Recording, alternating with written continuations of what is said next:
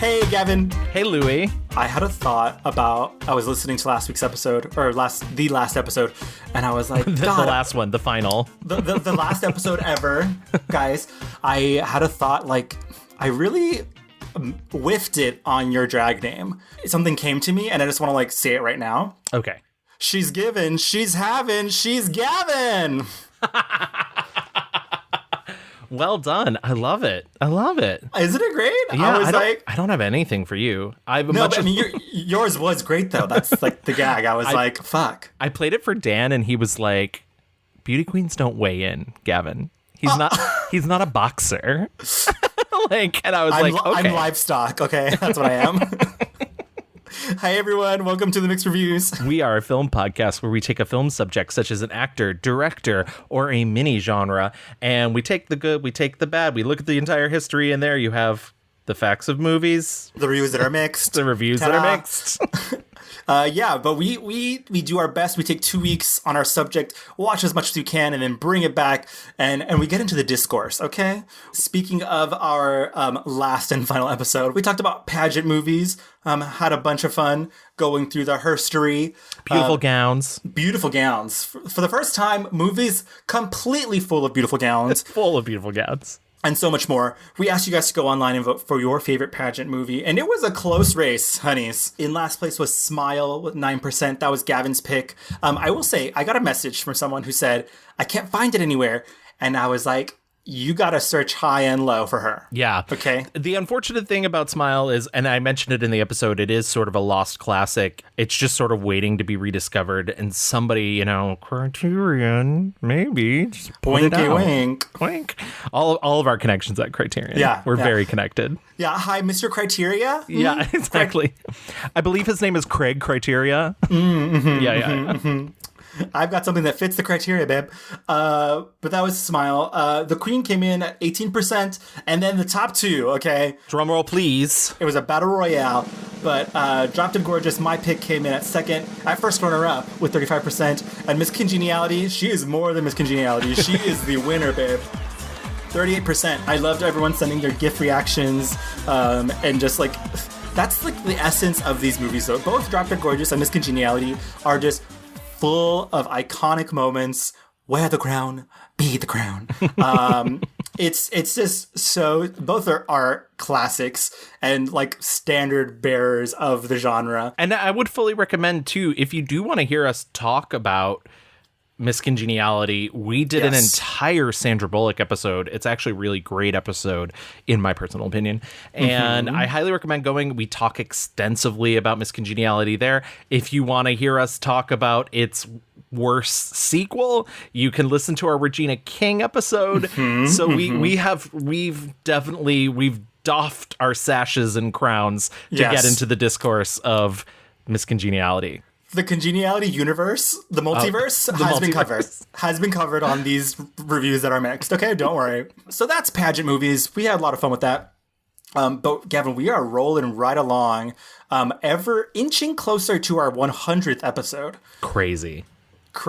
But that we still have a couple episodes to go. So Gavin, why don't we tell the children what we're discussing today on this here episode?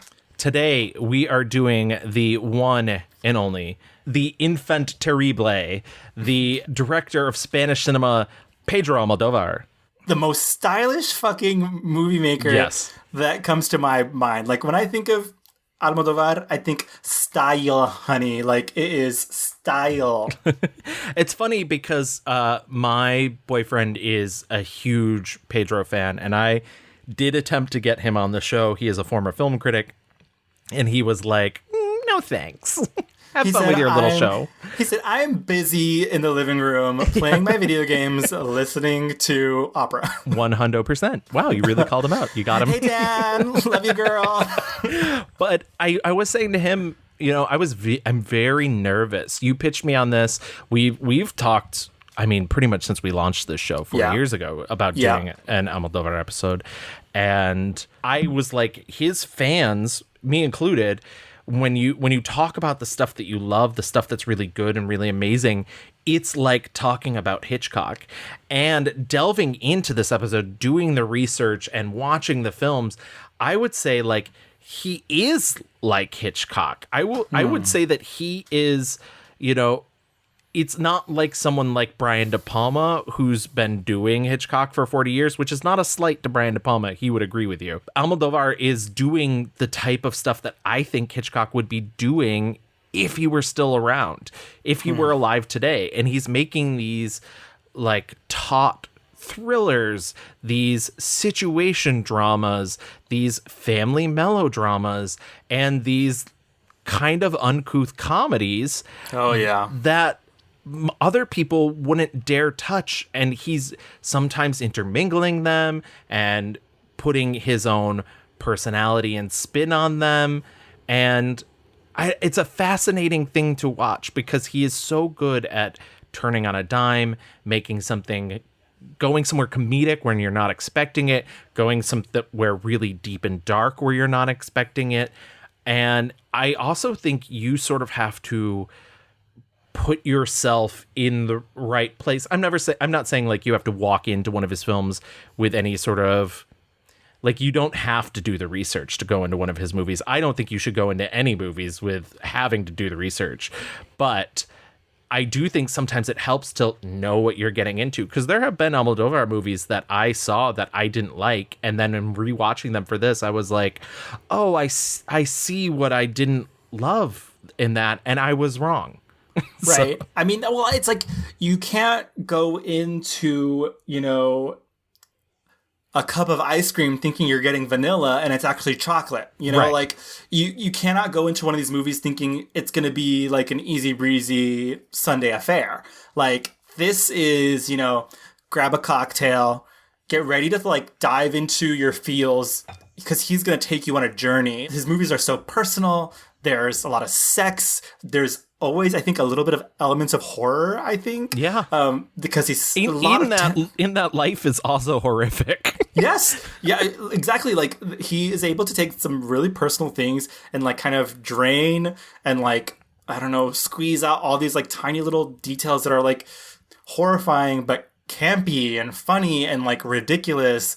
There's magical realism. It's kind of nuts. I mean, I remember the first time I saw one of his movies, I was too young to watch it, didn't know what's going on. It was Bad Education, and it all went over my head because I was a dumb baby child. I must have been like maybe in middle school, but I was fascinated. I couldn't stop watching. I was like, never seen anything like this. And, a lot of his movies are just like, no one makes movies like him. No one. Yeah, there's many, many, many great examples in his films of that ability to undercut a scene or to add a layer to the scene to make it more realistic, but also very humorous. I think one of my absolute favorites is there's a scene in Talk to Her where a character is sneaking around a woman's house because he's fallen in love with her, and he gets caught. And as he's leaving, he has to leave through her father's office because her father's a psychiatrist. And as he's leaving, the receptionist at the office is coming out of the bathroom, and she immediately answers the phone and just says, "I just took the biggest shit."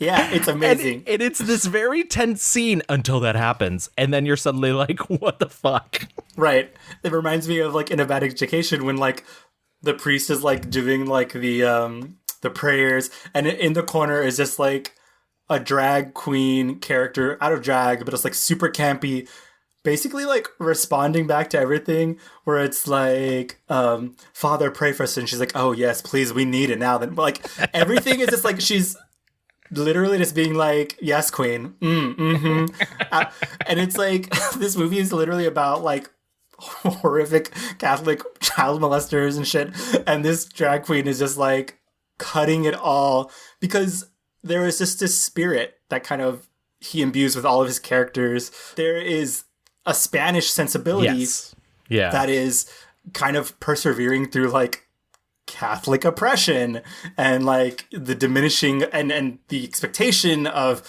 Jesus. I don't know what the fuck to say, like, literally Jesus. But all that to say, an incredible filmmaker. So excited and happy to get into all of it. So Gavin, why don't we get into the rewind? I feel like every time I do the rewind now, I'm giving a warning. Just a real quick warning. I was born to a man from the Midwest, so I have very soft A's. So I will mispronounce a lot of things, and you just have to blame my dead father. So take that, you assholes. So get out a Ouija board, bring it up with him. So anyway, if you want to pronounce it like if you were Spanish, excuse me that I'm so long, then it is Pedro. Yes, you said that. Pedro, yes. Almodóvar. Yeah. Pedro Almodóvar Caballero was born on the 25th of September 1949, which makes him the young age of 71. He was born in Calzada de Calatrava, which is a small rural town in Ciudad Real.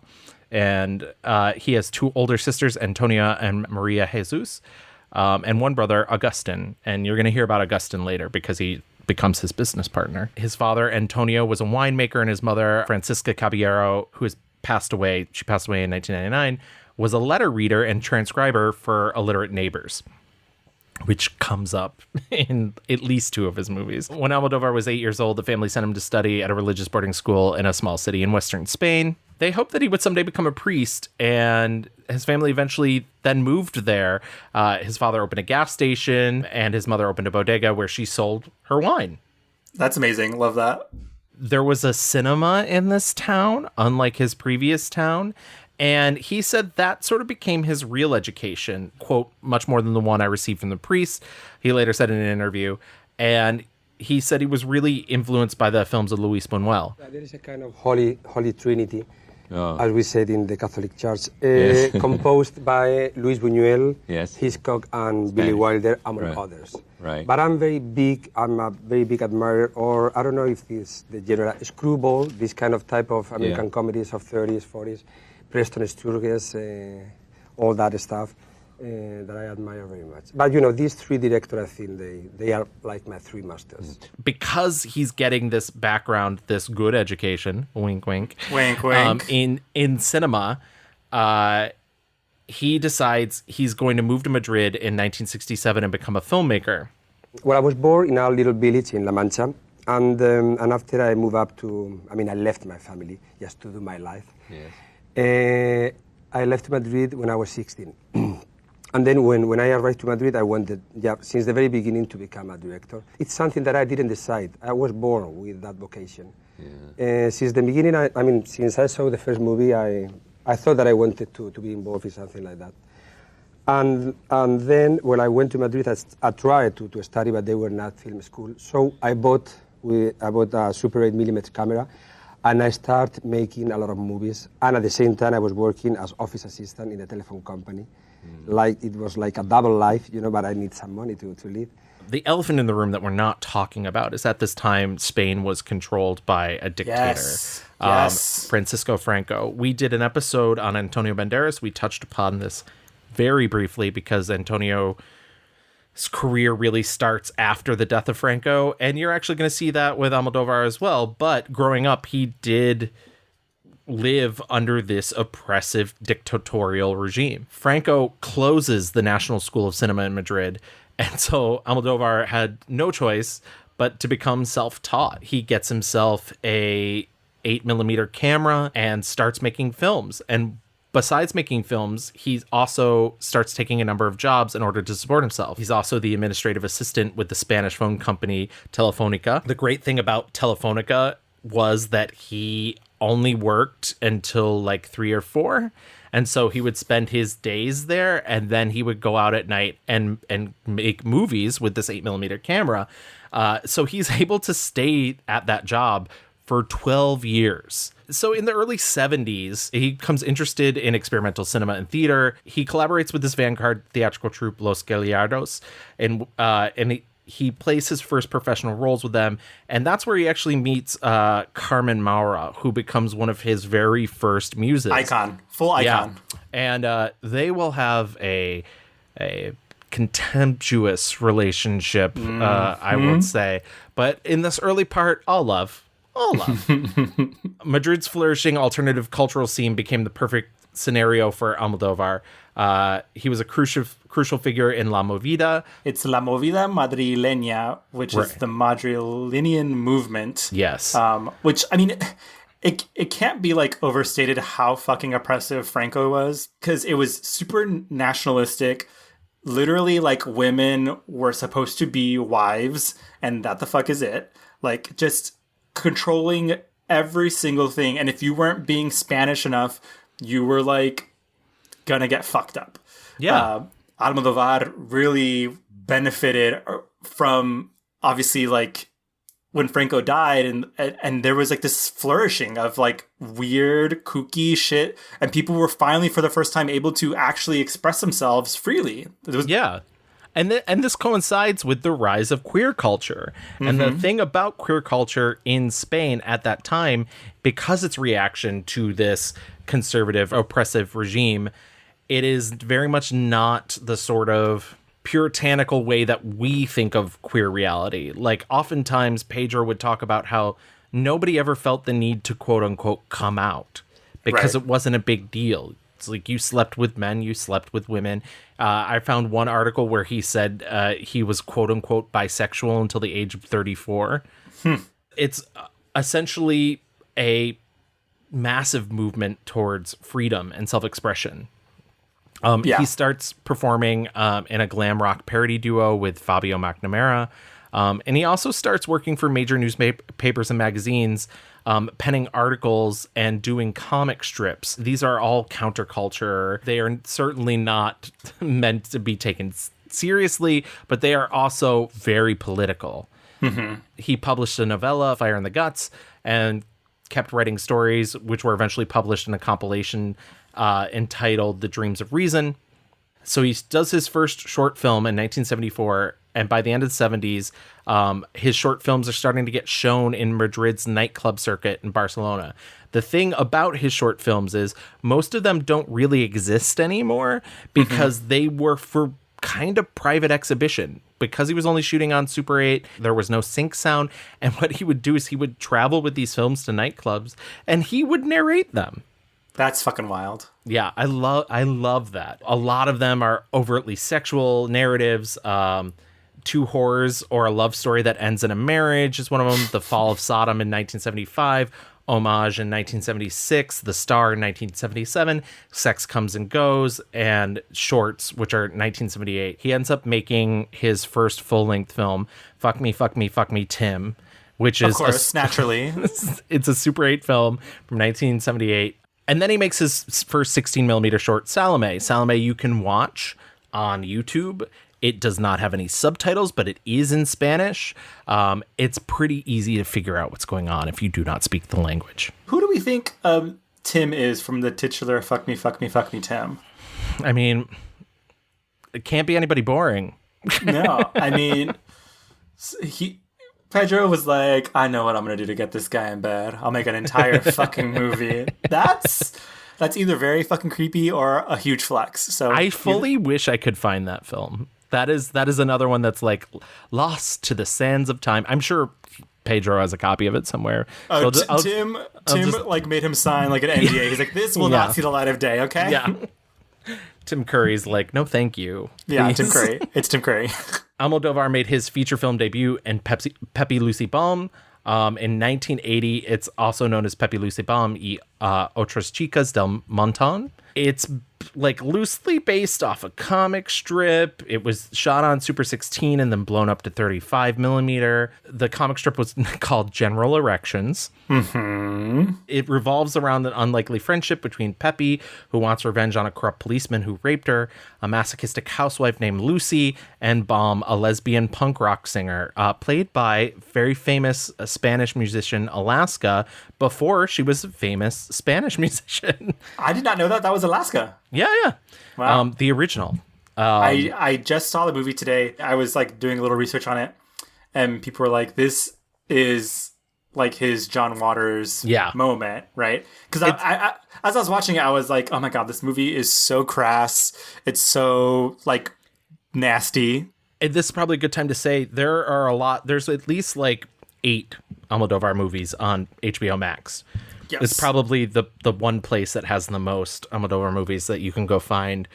But this is the earliest one. I want to say they added them a couple months ago.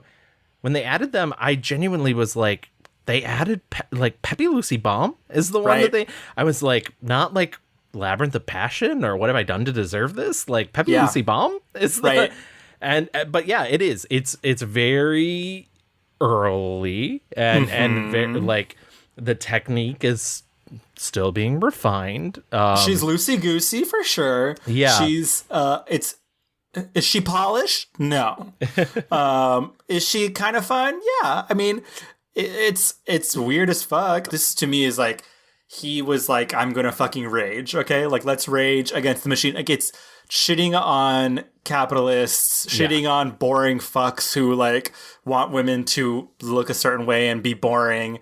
This is literally, like, women getting pissed on and beat up and enjoying it. Yeah, actually getting pissed on.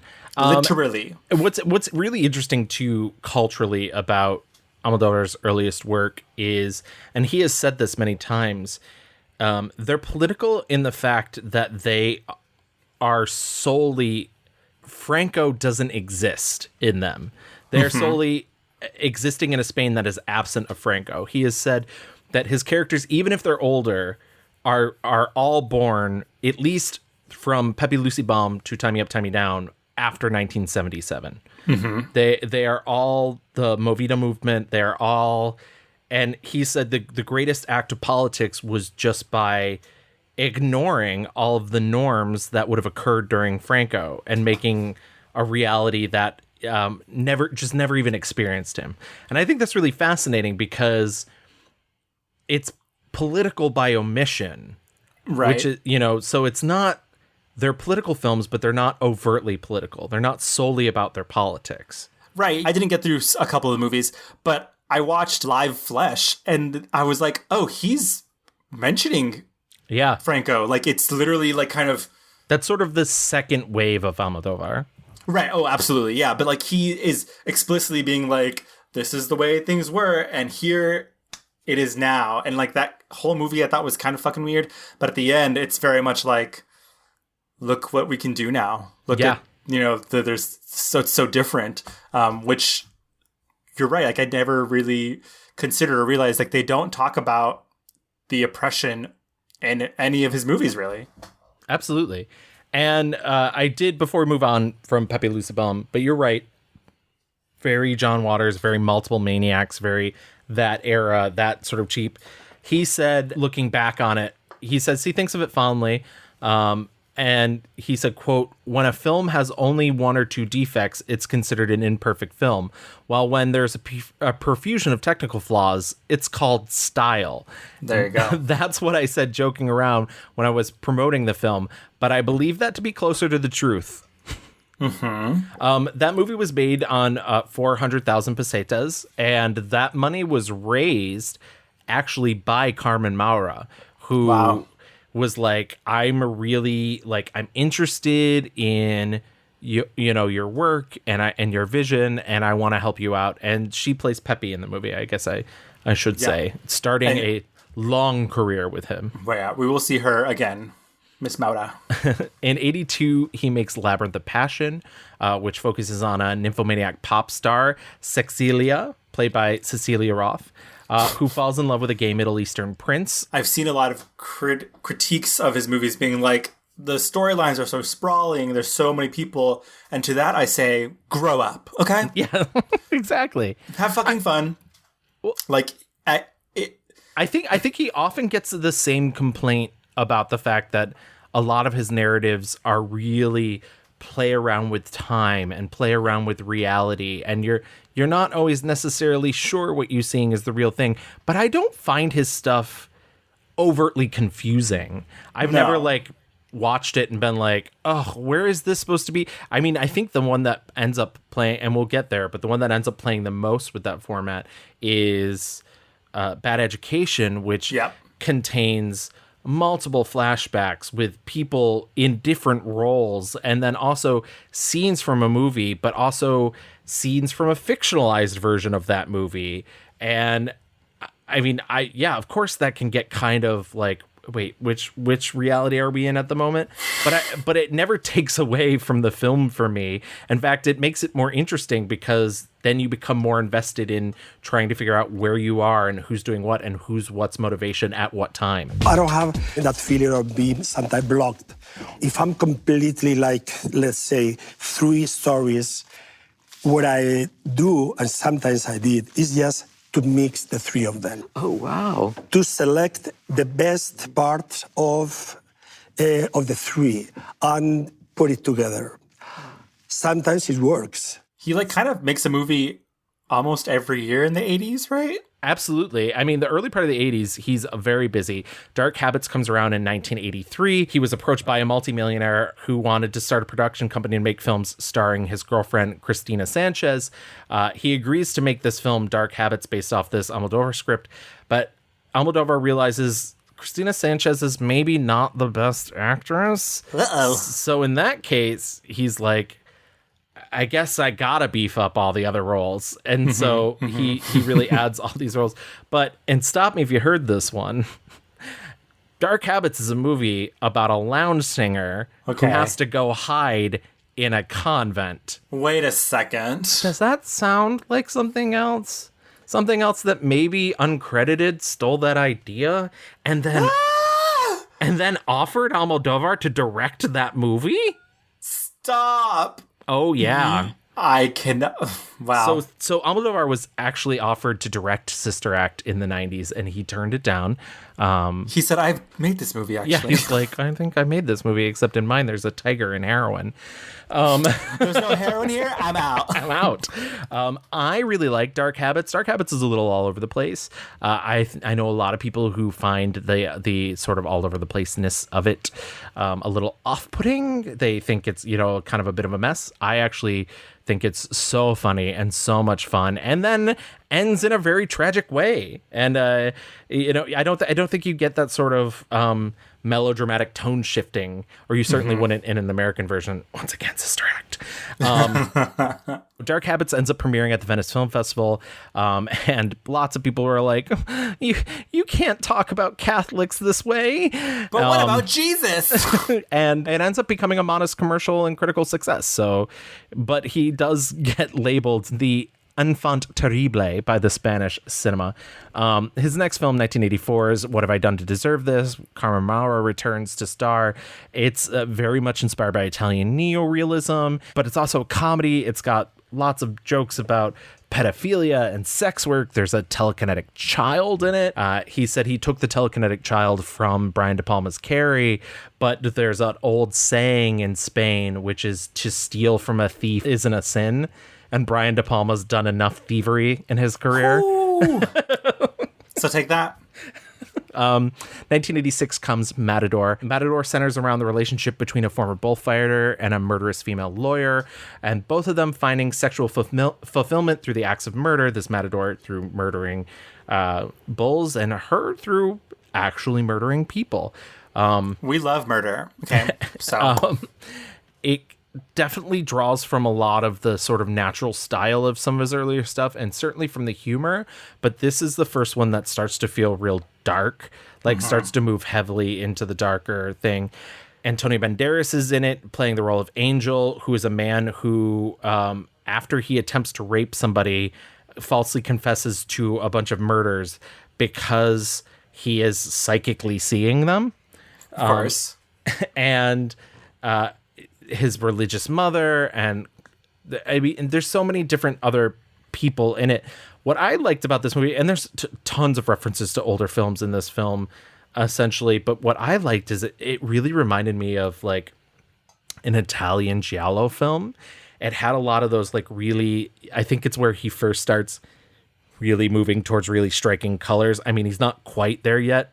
We'll get there with Women on the Verge of a Nervous Breakdown, but it really has that same really stylistic, that intrigue, that sort of the way it burns. We are maybe 6-ish movies into his career, and we're already seeing this pattern of returning to themes and motifs of sex, and especially forbidden sex, identity, and this idea of who you are, who you can be, both like internally, but also literally the external as well. He has things that he like wants to kind of talk about and consider. Obviously, there's always women front and center. Yes. In these movies. But like religion is always kind of looming around. And these are themes that he's mining from his real life. We mentioned that he went to a religious school where he had They wanted him to be a priest. They wanted him to be a priest. And he had these relationships with these priests that were not great. And the implication there is whatever you want to read into it. But has he said anything like specific or no? I was watching a speech with him today where he was talking about like really toxic relationships that he dealt with in Bad Education and like how that came from his childhood. So yeah. I mean, like I'm not surprised, especially what we know now. Like, you know, that is like factual. Like that happens. And I can only imagine, especially if he was there under the Franco rule where these fucking priests could do anything they wanted to, like literally anything. No one was clocking them. No one was making them do anything. And so all we can say is like, you know, thank God he made it out alive and he's making art from his, you know, trauma and situation. And what's interesting too is the other thing that fascinates him about the religious aspect of his upbringing is that Spain has both a habit of taking from both of the religious text and what would be considered sort of pagan idolatry. And he talks about how, you know, people talked about ghosts and people talked about psychic stuff. And so that is outside religion, but because society was so religious and the society that he was specifically growing up in, it got funneled into those elements of life for him. And I do want to bring up too, the other element that he keeps taking from his childhood, as you mentioned, is women. He said he was constantly surrounded by these women in the village he grew up in town. That scene in Pain and Glory that begins the movie with them washing clothes in the river, it comes from his childhood. Viene de esos patios. Ellas no sabían que había una persona muy pequeña mirando y oyendo y que aquello iba a ser de una enorme influencia para mí. Gracias a ellas. They were a huge influence on my films. You have to remember that there was no nannies in those days. So your mother would take you with you. And if they couldn't, you'd be left with neighbours. So my education, both as a person and as a filmmaker, came from these women. Men would appear in the evening, you know, late. They were symbols that you had very little pragmatic relationship with. So those patios in La Mancha where these women would talk, where they would sew, where they would work, where they would tell stories. And they told stories of terrible things that would happen within the community, of suicides, of people who would throw themselves into the well, for example, of unwanted pregnancies. Terrible things. These were terrible things for a young boy of 4 or 5 to listen to.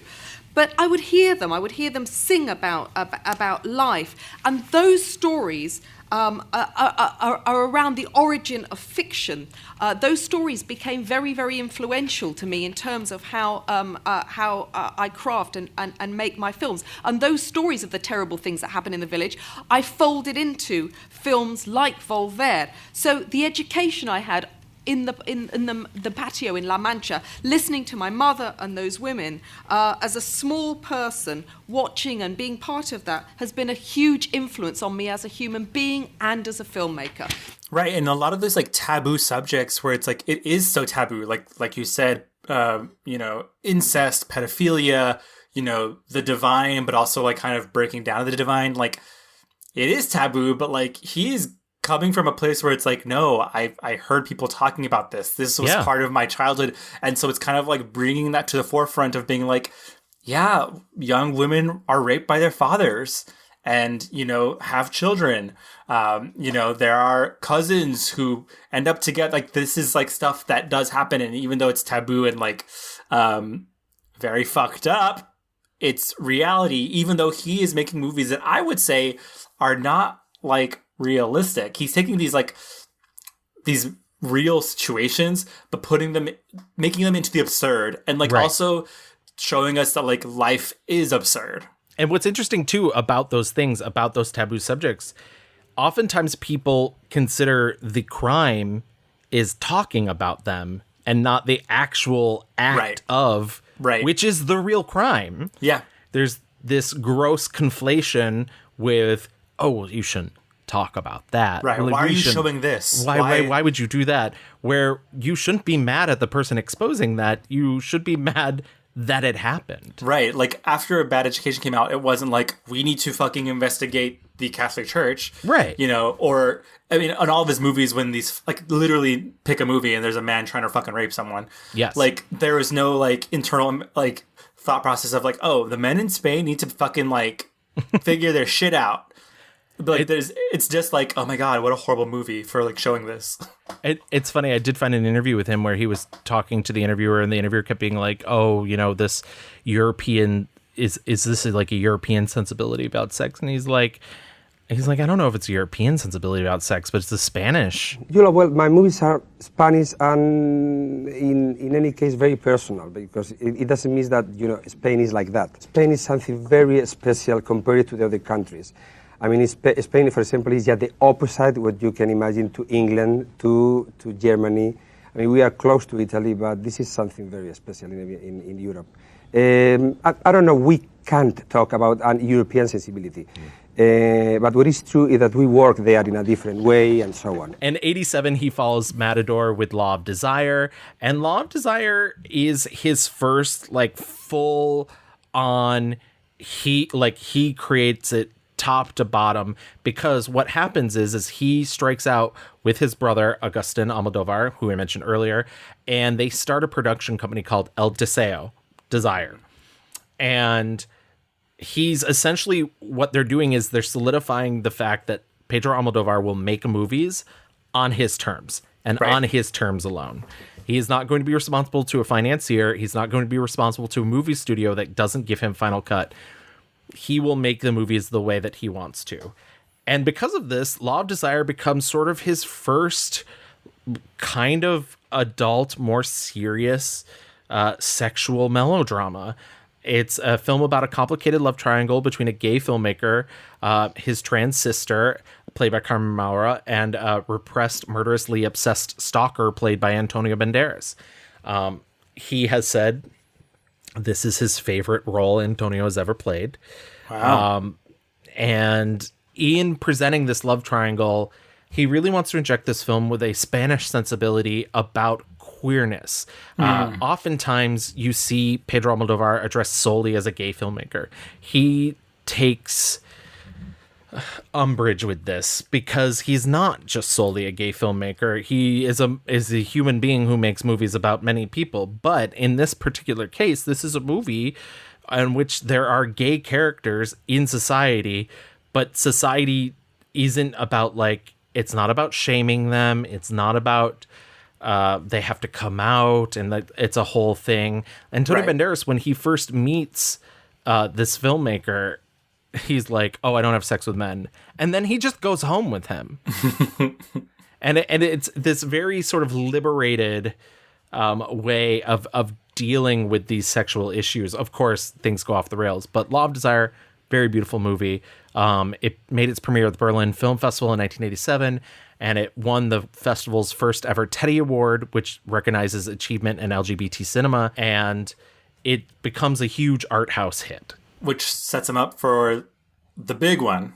Yes, 1988's Women on the Verge of a Nervous Breakdown. This becomes his first critical and commercial success internationally, and it's screwball comedy inspired by the films of like George Cukor or Billy Wilder, and it's essentially it's about a woman, Peppa, who is abruptly abandoned by her married boyfriend, and over 2 days she frantically tries to track him down and discovers secrets about him and realizes that she doesn't fucking care about him over this. But it is very quick dialogue, very fast, lots of characters in and out. Feels kind of like a Neil Simon play. A lot of people slamming doors. There is drugged gazpacho, which many people drink and many people pass out. A este gazpacho le han echado algo. ¿Qué tiene este gazpacho? Tomate, pepino, pimiento, cebolla, una puntita de ajo, aceite, sal, vinagre, pan duro y agua. El secreto está en mezclarlo bien. This is the first film of his that contains another one of the Almodóvar women, Rossi de Palma, who is just a face. I love Rossi de Palma. Totally. Gorgeous. She's since become a model, but she has maybe the most striking face in all of cinema. And yeah, it's funny and frantic and over the top and silly. And I will say, some of these gals, I was like, we need to turn it down. We are on a 12 at all. Like, I've seen this movie before. I saw it again. And I will say Carmen Maura is very good here. Like, she is on the verge of a nervous breakdown. The success of this movie truly is just like these women on top of women on top of women, and the intersections that you don't see coming throughout all of them. And it's just intensely funny. And also, this to me is the first time you really see what you think now of is the classic Almodóvar eye. It's bright colors. It is patterns everywhere.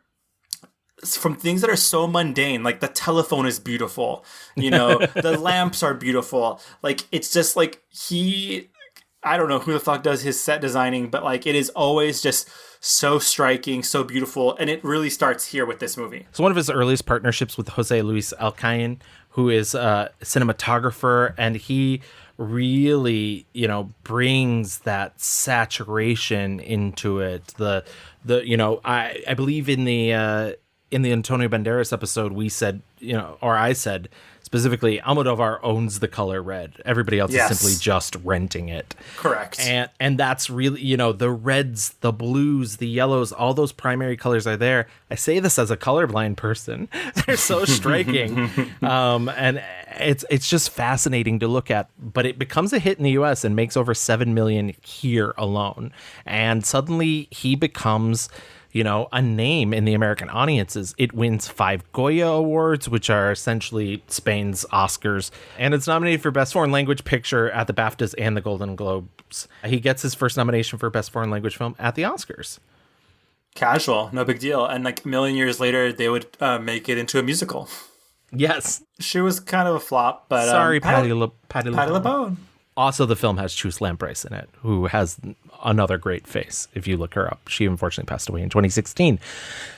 So how do you follow up a huge hit like that overseas and in your country? You make a film called Tie Me Up, Tie Me Down, or Atame, if you will, which is...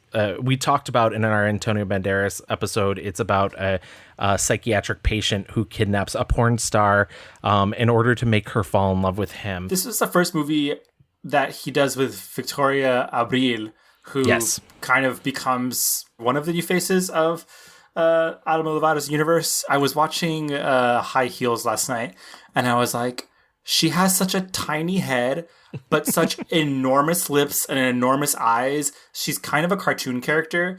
But it's truly just like, it gives her the ability to emote so well. She's so good. At the end of Women on the Verge of a Nervous Breakdown, Carmen Maura and Almodóvar have a huge falling out, and they won't work again together for 18 years. And we'll get to that later. But that was essentially the end of their relationship for a very long time. Do we know why they fought?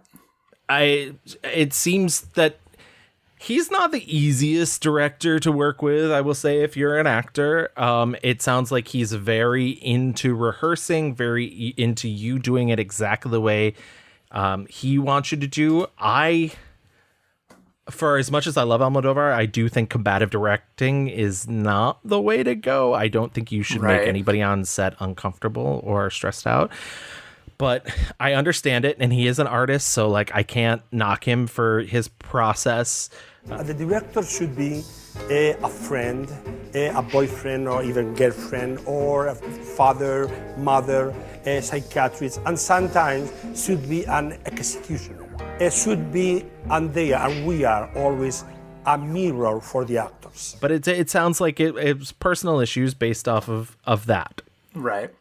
I just saw here that it received an X rating in the US, but then was replaced with an NC-17 later, I guess. Yeah. Well, that's because we got rid of the X. So right, X no longer exists, right? But like, is this movie more intense and aggressive than like seeing a billion bloodied bodies being blown up in a war movie? I don't think so. It's like what? Who can never be sure? Right. The movie features a pretty aggressive, but also very silly and funny masturbation scene, I guess, is probably what they're upset about. But yeah, she's literally in a tub and like a little scuba diver toy is kind of bumping up against her puss. Yeah. Fun. Who hasn't done that? Hello? Let's go deep sea diving. High Heels, his next film in 1991. It's funny. I feel like this era from like 1991 until like 97 is sort of known amongst the Almodóvar fans as like the lesser period. I still think there's some really good stuff in here. High Heels being one of them. High Heels came to him from the story he read about a newscaster confessing to a murder on air.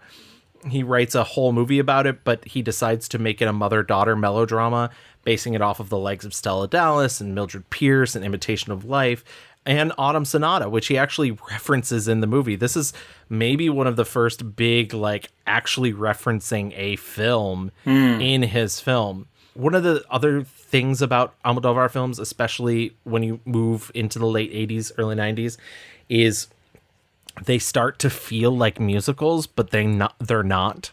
Right. You constantly feel like, wow, these characters could really burst into song at any moment. And I think the closest he's gotten is there is a dance number in the middle of High Heels in a women's prison. The women's prison, which, by the way, I was like, they're wearing whatever they want. They're looking cute. The lead dancer is just like 10 feet tall, gorgeous. Oh, she's amazing. And actually, I believe this is his first film with her, Bibiana Fernandez, or Bibi Fernandez. She is a trans woman and just beautiful, absolutely beautiful. I think I'm less hot on this movie than you are, but the scene where Rebecca and her mother Becky are like, there's the monologue there at this in the courthouse talking about like where she kind of spills it all. Yeah, the Autumn Sonata of it all. She's just like, I've been in your fucking shadow, and I had one thing, and it was this guy, and like she is giving it everything, and I was like, she's fucking good. There's like a drag queen situation in this movie as well, and like identities, hidden mystery. Oh yeah, that stuff I'm not the world's biggest fan of. I'll be honest. I clocked it immediately. Like, so it's not difficult. Yeah. I was like, which is not her. Which is not me saying you weren't smart, but like, yeah, I was like, no, I was just like, for a lot of his movies, the mysteries and complexities are fun to get through, and like you never really could guess what's gonna happen. With this, I was like, oh, so, and then okay, yeah. 1993 gets his sort of return to comedy after doing this melodrama that is High Heels with Kika, which is about this like clueless makeup artist who finds herself in this tangled web of this American writer and his stepson's lives. Kika's not great. There's like an 8-minute long rape scene in it that's played for comedy. It's very hard to watch. I mean, he's attempting to create commentary about media and how the media like doesn't prioritize victims in that scene specifically, but it doesn't. A lot of it falls flat. It feels very exploitative. We'll move on.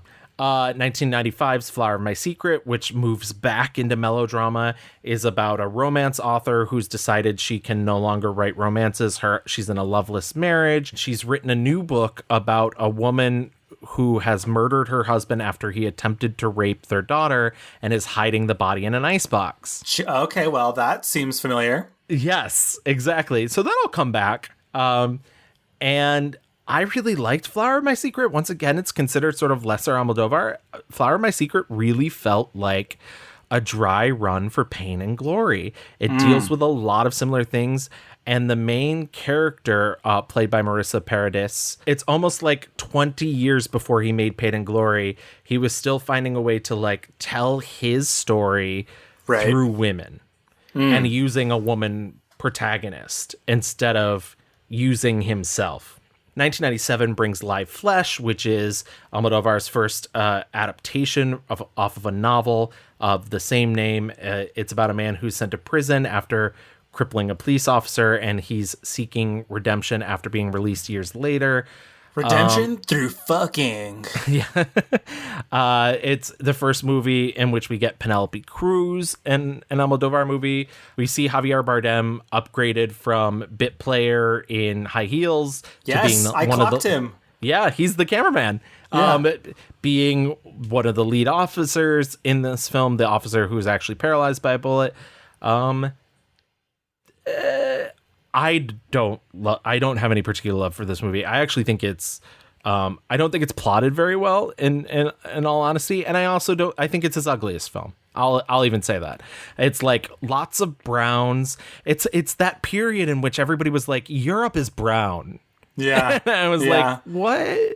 He chose he was like, because it's weird, because sometimes people, it's the same thing with like Florida, right? Like sometimes it's like, ooh, Miami and beaches and like it's so tropical. And then other times it's like, no, it's fucking trash. So I feel like Spain is similar in that way. Sometimes it's like, ooh, gorgeous, like the Iberian coast, like water sparkling. And then like in this movie, it's like, no, that's Madrid and it's trash. Exactly. I would say the best thing in that movie is the 10-minute opening sequence with Penelope Cruz giving birth to a baby on a bus. Yeah. Also, her son, who you see later in life, who is the one that goes to prison, he's played by an actor, Liberto Raval. Very hot. Oh, beautiful. In 1999, All About My Mother is a movie that revolves around a woman named Manuela, played by Cecilia Roth. Her teenage son, Esteban, is killed by a car accident, and in grief, she decides to try and track down Esteban's trans mother, who she had him with, and she wants to notify her about the death of the son that she never even knew she had.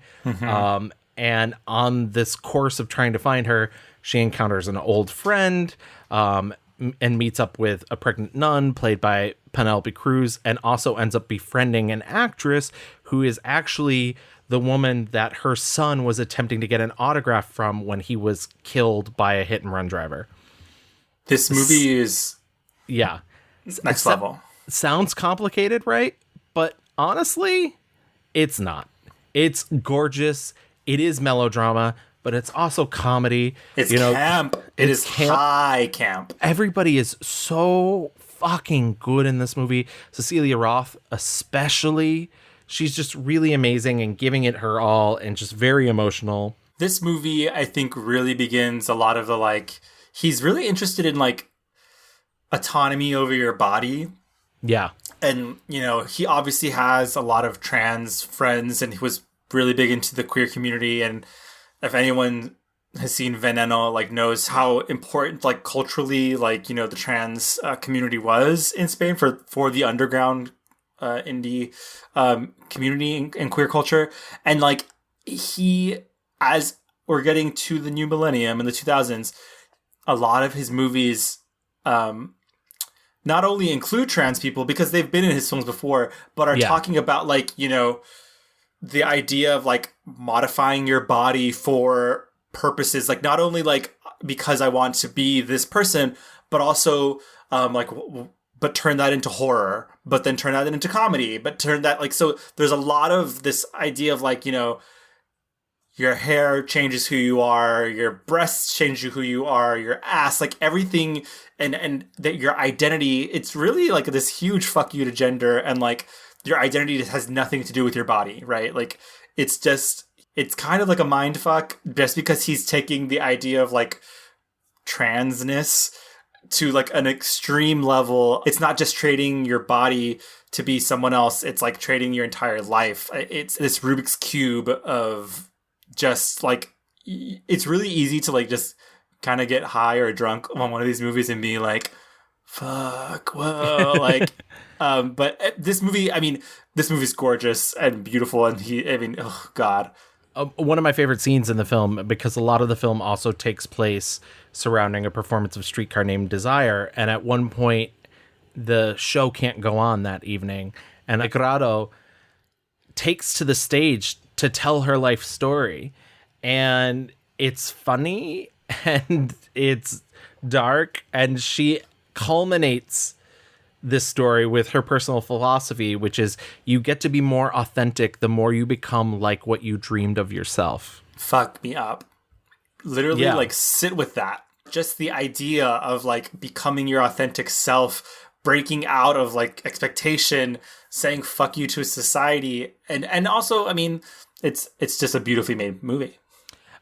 It opens the 1999 Cannes Film Festival.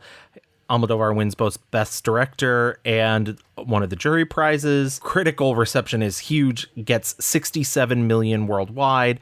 It's also accordingly received more awards and honors than any other film in the Spanish motion picture industry.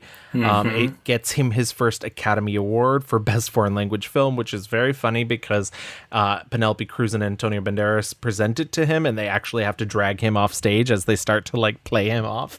Well, excuse me. Thanks to Sony Classic, because really they believe a lot in our movie. Well, I'm very quick anyway. And of course, please to my brother and to all of us and to all the Spanish people. Bye-bye, I have to leave. He gets the Golden Globe in the same category, the BAFTA Awards for Best Direction and Best Film Not in English Language, as well as 6 Goya Awards in Spain. And he follows that up in 2002 with Talk to Her. He comes up with this idea for Talk to Her after he reads a story about a woman in a coma in New York who ends up giving birth. Turns out that a orderly had sexually assaulted her, and he changes that in this film to an actual nurse. It's about 2 men who strike up a friendship, one a nurse who is taking care of a dancer who has been in a vegetative coma, and this other man whose girlfriend was a matador who, after being gored by a bull, goes into a coma and is pronounced brain dead, and they form a friendship at the hospital. As I mentioned, the nurse ends up sexually assaulting his patient, and what happens from there? It's not the world's easiest film. It does manage to deal with its subject matter both in a dramatic way, in an occasional funny way, and an occasional experimental film way. There's a great silent film portion of this movie that's shot in a very like German and expressionist style. There's some beautiful dance sequences by Pina Bausch in the film that open and close the film. It's a fascinating movie. I saw this movie years ago and remember really liking it, and then I rewatched it for this and unexpectedly burst into tears at the end of the movie. It like really affected me. And I've listened to him talk about this movie, and he said he, you know, in creating this character that does such a horrible thing, he knows that if he were this man's friend, he wouldn't want to be this man's friend anymore after finding out that he did this. But as the person who created him, he doesn't believe that he can judge his misdeeds. And he said his advice to other artists is, if you create something, don't judge it. You can't be the judge of it, because even if it turns out to be psychotic, you have to love it, because that's what being an artist is. Nunca juzgues a un personaje al que le debes dar vida, aunque sea un psicópata. Personalmente, si no soy capaz de empatizar con un personaje, no continúo escribiendo su historia. Can't judge your children. Hello. unanimous praise pretty worldwide for Talk to Her. It gets him his second Academy Award, this time for Best Original Screenplay. He was nominated for Best Director. He did not win. It wins the César Award for Best Film from the European Union, and both the BAFTA Award and Golden Globe Award for Best Foreign Language Film. It made $51 million worldwide. Imagine. He follows that up with Bad Education 2 years later. We mentioned Bad Education. It deals a lot with child sexual abuse. Gael Garcia Bernal, who Mexican actor, goes over there. Also another actor who had to spend months learning to speak with a dialect, even though he was fluent in Spanish. But he wanted that Castilian accent. Two children, Ignacio and Enrique, discover love, cinema, and fear in a religious school at the start of the 1960s. Years later, one of them comes to the other and is like, I've written this script. It's about a fictional version of us meeting each other. I want you to make it into a movie. The other slowly starts to realize that maybe Gael Garcia Bernal is not telling him the full truth. Yeah, this movie is like, imagine you're in a maze and you get to the center and there's another maze. And then you go through that maze and you find there's another fucking maze in the center. Like, this is that movie. It is a mind fuck. It is complex, beautiful, heartbreaking.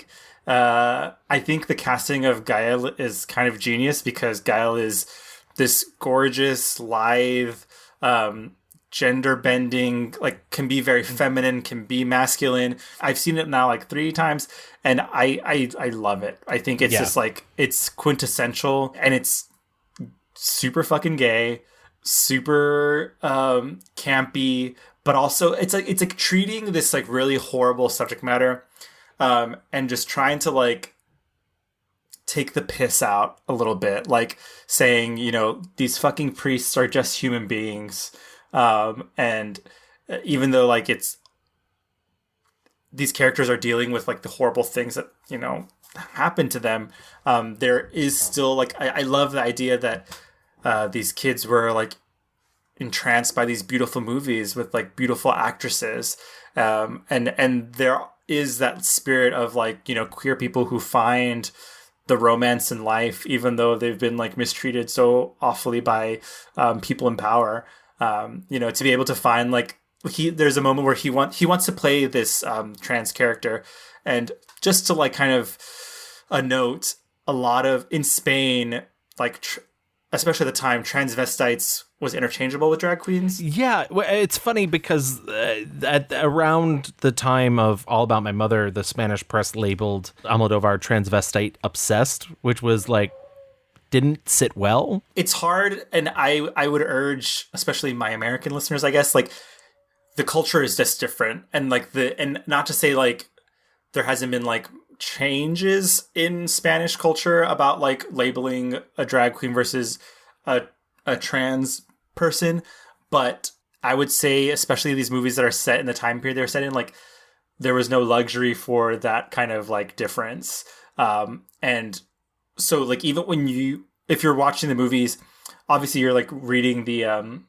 subtitles, but like they don't say like "tú eres un drag." They don't say that. They say "eres transvestito." Like that's just the language of Spain. Again, if anyone from Spain or Europe who knows more than I do, I'm sure things have changed, and let us know. But he goes to this drag queen and he's asking like, "I want to act like you because I want to play a role," and it's kind of like she is very, you know, like older, but just also is like, again, like reflecting back like the love of, oh well, you've got to be, you know, like the famous movie stars in the films, and the luxury, and it's finding the beauty and the romance, like these beautiful things in a world that is not beautiful. He bases this character on Alain Delon's Tom Ripley from Purple Noon, but also Almodóvar was like, well, Gael Garcia Bernal is the femme fatale. If this is a noir, he is the dangerous woman. Absolutely. He's great. I mean, Gael is great. And it's my favorite Gael Garcia Bernal performance ever. So he is a beautiful woman. Yeah. Beautiful. 2006 brings Volver. part comedy, part drama, part ghost story. Oh, yeah.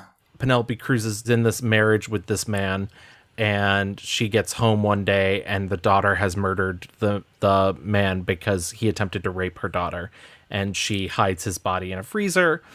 While this is going on, you also learn that her mother had passed away 3 years ago in a fire with her father. She has a very tight-knit relationship with her sister, who is a hairdresser who lives right nearby her. She has an aunt who's dying, and suddenly there's rumors that her mother has appeared to her aunt. Yes, the ghost of her mother's back. Yeah. I wanted to mention really quickly, Lola Dueñas plays her sister. I love, She is also a face who we see kind of like in the aughts, in a lot of his movies. She's so fucking good. She also is in Veneno, I think in like the first episode, a couple episodes. She's the TV reporter. Yeah, I like Volver a lot. Oh, I love Volver. It does incredibly well. Almodóvar wins Best Screenplay Prize at the 2006 Cannes Film Festival, and the entire female ensemble wins the Best Actress Prize at Cannes. Yes. Penelope Cruz receives the Academy Award nomination for Best Actress, and that means she was the first Spanish woman ever to be nominated in that category. And it's a huge critical success. It's also noted that it is the return of Carmen Maura to his films. Oh, yes, she plays the mom. She plays the mom. Very funny, by the way. And once again, this is a drama film, and just to show you the kind of like undercutting that Almodóvar can do, but totally make it work in his film, is that Penelope Cruz recognizes the presence of her mother because it smells like her farts. She said, wait a second. Hold on. That ain't no ghost.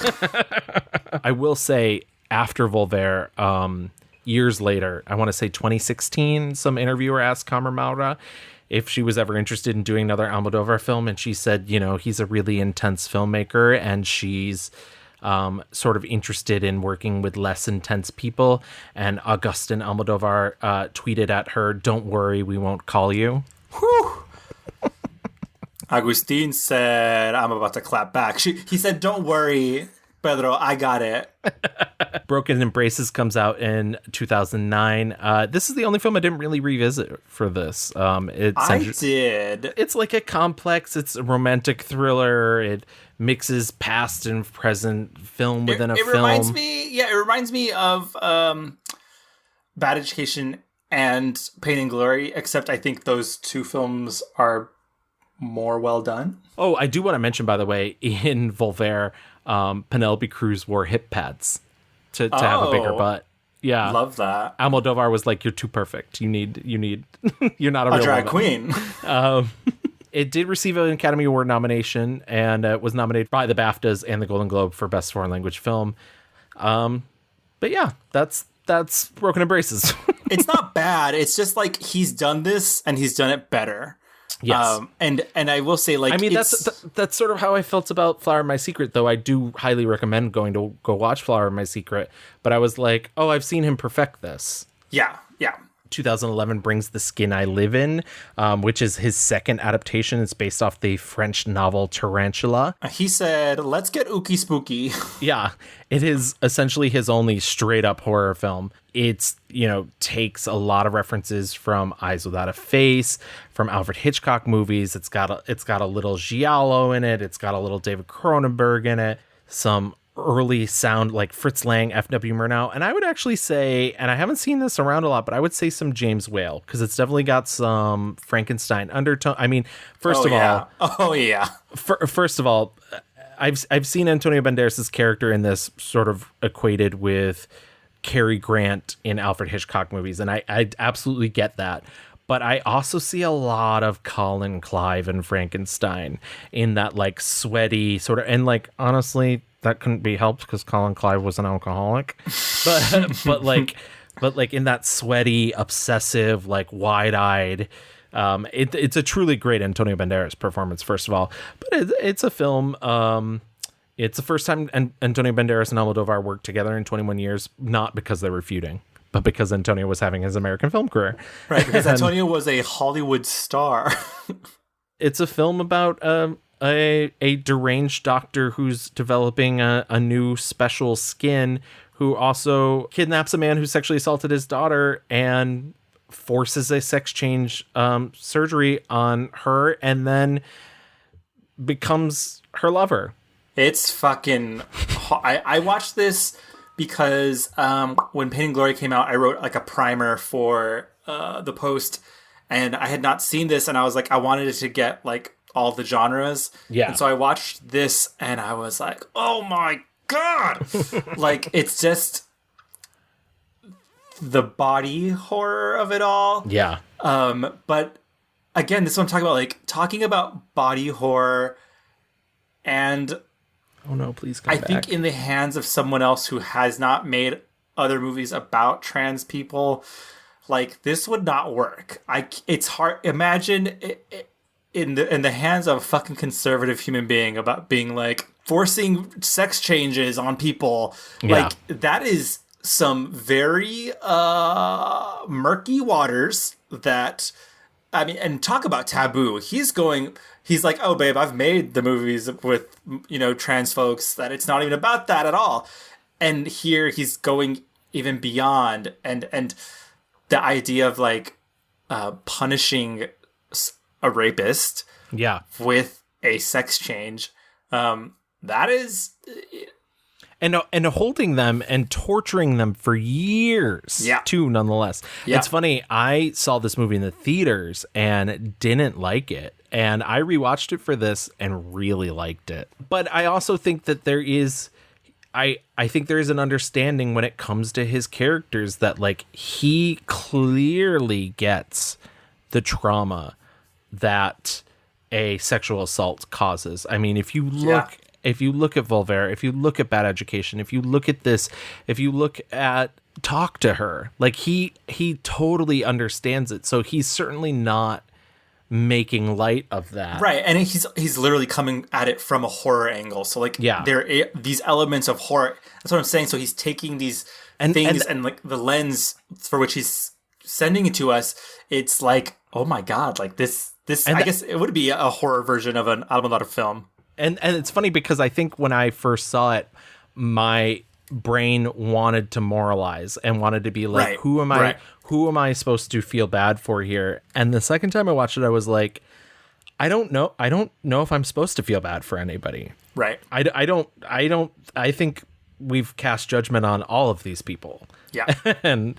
But yeah, it's an intense film. And it's intense, and for like normal movie going people, like it fucks with your brain because you want to be like, oh, I feel so bad for this woman, like she's being tortured, but then it's like, no, this is like a sexual assaulter, and so it's like it is not following any, you know, he's coloring it not even outside the lines. It is on the fucking raw dirt. The next film he follows that up with is 2013's outrageous comedy I'm So Excited. Thank God. It's he said, get that shit out of my system. I need just some gay stuff now. It's a movie that takes place almost entirely on an aircraft. It's a flight that is malfunctioning and can't land. Most of it takes place with the first class passengers. The rest of the plane has been drugged with a muscle relaxer, so they are sleeping, which I think is economical. Yeah. Yes. And yeah, it's an ensemble comedy. It's very sophomoric and it's kind of all over the place. And with all like the greatest like hitters though, like Javier Cámara, who we see in plenty of his movies. He's in Talk to Her. He's in Bad Education. He's like the lead stewardess, and I mean, all of the stewardesses, they're not stewardesses. They're flight attendants, thank you. Sure. They are so funny and so good. Lola Dueñas is like this virgin who's a psychic. Yeah. It's Cecilia Roth is back in this, playing a total bitch. And like a total bitch, but like a dominatrix. Yeah, I love the fact that apparently her character was not written that way. And I guess a couple days into filming, Almodóvar saw what she was doing, and he was like, go meaner. He's like, it's working. Yeah. But it does well at the box office, but critics hate it. Julieta, His 20th feature film comes out in 2016. It's his quote-unquote return to the cinema of women. It's about a woman whose daughter has left her life and her attempt to sort of reconnect and find this daughter after almost a decade and a half of not seeing her. Two different women play this role of Julieta. One younger, one older. The transition between them is actually one of my favorite things. And it's also really funny because I love that Emma Suarez and Adriana Ugarte, who both play Julieta, like challenge themselves to essentially like not interact with each other. So they didn't inform each other's performance, which I think is really funny because for the skin I live in, both the actor and the actress playing Vera Cruz secretly like would go for runs together, and Almodóvar even like at one point was like, "Oh, you guys have the same walk." Well, there you go. Yeah, I really like Julieta. Julieta is probably him at his most Hitchcock. It's very much like him. It's like if you took Stella Dallas and just overlaid Rebecca on top of it, and I mean that as like a compliment. Like, it's very great. I mean, you essentially get Rossi da Palma playing the, like, Mrs. Danvers role from Rebecca in this movie. I guess a lot of people consider it lesser Almodóvar. I think it has some of those most beautiful sequences in it, the train sequence. It's all based off of 3 short stories from Alice Munro, but he changed enough of it that he was like, I'm not going to name it after it, because it was going to call it Silencio, but also Martin Scorsese's Silence was coming out at the same time, and he's like, I'm not going to, but he did buy the rights to the Alice Munro short stories. And it's funny because the book of Alice Munro short stories are in The Skin I Live In. So like, once again, connections to connections to connections. Totally. But yeah, I really like Julieta. And then that brings us to 2019's Pain and Glory. Pain and Glory, we've talked about on this show before. It was my favorite film of 2019.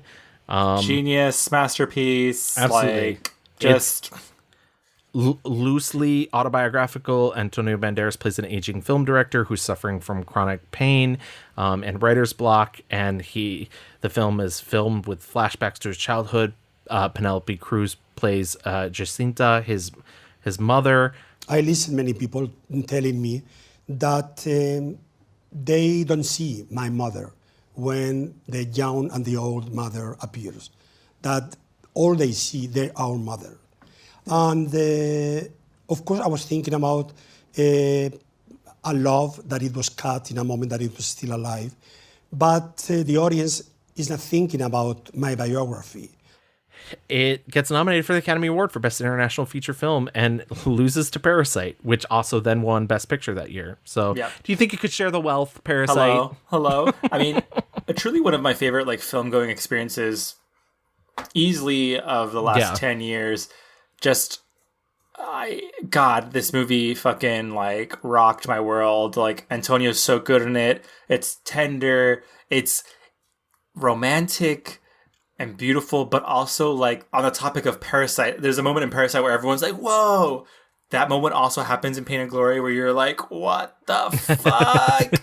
Like, again, like with the maze inside of a maze, the Rubik's Cube, like it's like that thing when Manila was like painting the painting upside down and then like turned it up. Like, you're like, oh my God, like he was doing this the entire time? The whole time? I truly love that movie. It's hard for me to even talk about that movie. It's very emotional. I know. We talk about it a lot in our Antonio movie because I think we both chose it for our 5-star review. Yes, absolutely. And it's then unmatched. And then we also talk about it in our 29 year in review. Yeah. So if you want to hear us talk more about that, we have episodes. He has managed to make 2 films during the pandemic. He made a short film, which is an adaptation of the play by Jean Cocteau, The Human Voice, starring Tilda Swinton. It's half an hour. It's on HBO Max. It's something he's been wanting to make for a while. It's fine. Okay. It wasn't my favorite. I've seen The Human Voice done many, many times. I've seen the opera version of Human Voice, so I was like, oh, I was expecting a little more. I thought it was beautiful. I thought it looked beautiful. Beautiful gowns. Beautiful gowns. And he also has a new film coming out called Parallel Mothers, which we'll probably talk during the fast forward. I did want to mention, obviously we've talked about his frequent collaborators, and we've talked about, the themes in his movies, the repression, the religion, the the queerness of it all.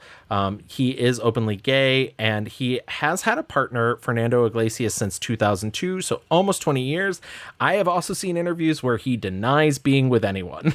He's like, I could not bring a person into this life. I have a cat. Fernando Iglesias does occasionally have small roles in his films, but they do have different houses in neighboring portions of Madrid. It's like that's his main boo, but like it's not like the only boo. Okay. There was some scandal in 2016 when the Panama Papers came out because people discovered that Pedro Almodóvar and Agustin Almodóvar had an offshore account with about 30 million in it. Agustin Almodóvar has taken full responsibility for that and saying that it was money that he was saving to like beef up El Deseo. Pedro himself has said, that's not an excuse. I should take credit. It is in my company as well. So I would also like to apologize, even though he has admitted that was his brother's thing and not his. Right. But I totally get where he's coming from. I only bring that up because of this. Pedro Almodóvar did come from a very punk place when he began. I would say he's not necessarily that way anymore. He lives in a very rich place. No. He has a lot of money, and this is not me denigrating him in any way, but I will say that Pedro Almodóvar of the 70s and 80s is not the same Pedro Almodóvar of 2021. I mean, I even saw some people taking him to task over Julieta, saying, there's a scene where she's wandering the streets of Madrid, and they're like, it's ridiculous that she would wander around in a daze. She's a Spanish woman. She would be telling everyone her problems. And Pedro Almodóvar shot back with, that's not this type of neighborhood. Huh. Well, so he's like, you don't know what zip codes I'm living in these days, mama. Yeah. So once again, not to take away from him, but I do want to keep that in mind when talking about his later stuff, because he has become very introspective, but I think he also comes from a very different place now than he did when he was a kid. RuPaul used to be punk. Okay? Yeah. Like, the world is different, and these people are different. We talked about it in the pageant episode. Like, everything about pageants now is popular because of drag, and when you think about the things that Pedro has been doing and is currently doing, like, it's just very different, the life he's lived. Like, I mean, to be able to make a movie like I'm So Excited, which I would say is like maybe his most like kind of counterculture thing he's done recently, like, and compare that to like Pepi, Luci, and Boom, like, it's just like obviously coming from completely different worlds. Right. Well, yeah, I mean, his most counterculture thing, and where does he set it? First Class. Right. Right. It's First Class. All the pores. Let's put him to sleep. I don't want to like investigate that at all.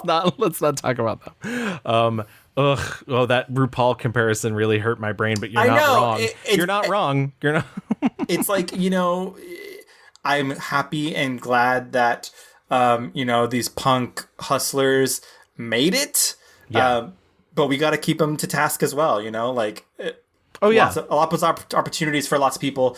But, like, people change, and that's fine, because guess what? We're always changing. That being said, I still love Almodóvar, and I think it's time that we move into our picks. So why don't we start with our 1-star reviews, just to get the kind of out of the way first.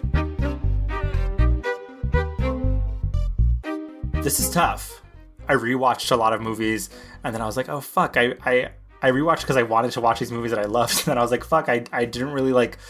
Sometimes I'll go hunting for my 1-star review. I didn't do that this time. But I did it enough. I watched enough that I think I landed on a pick. And I'm a little nervous. I'm a little scared. But my 1-star review is Tie Me Up, Tie Me Down. Oh. Atame. Don't be scared. Don't be scared. Don't be scared. This is his 1989 dark romantic comedy. Came out right after Women on the Verge of a Nervous Breakdown.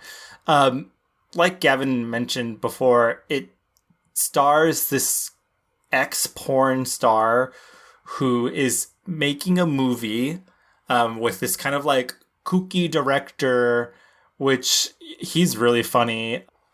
It's a very beautiful movie, and it looks a lot like Women on the Verge of a Nervous Breakdown. Like it's kind of if I was Carmen Maura, I'd be pissed too, because literally they remade like the movie she was just in, but with Victoria Abril, because it looks just so similar, all the colors. But there's a lot to love in this movie, and I particularly love like just like the kind of hanging out moments. It's really the story that I have like kind of complicated feelings towards, and it's hard to kind of get around the idea that like this guy played by Antonio Banderas has fucked his way through, I don't know what it's like, he's at a mental institute, right? Yeah, he's charmed his way through it and is obsessed with this porn star or ex porn star, and he kidnaps her.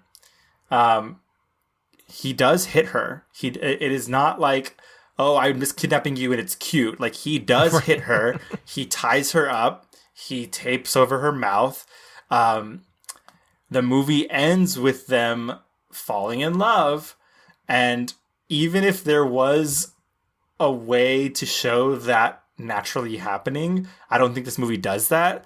Like, I don't think there's a moment for me where I'm like, oh yeah, like she kindly finally, like there's no moment for me where they're like, and then it happens. It's kind of really bizarre and fast moving where it's like the ending, even though the performances are really charming, it's like the sister's like, don't be a little scamp anymore, okay? You're with my sister and you gotta love her, and like we're a happy family now.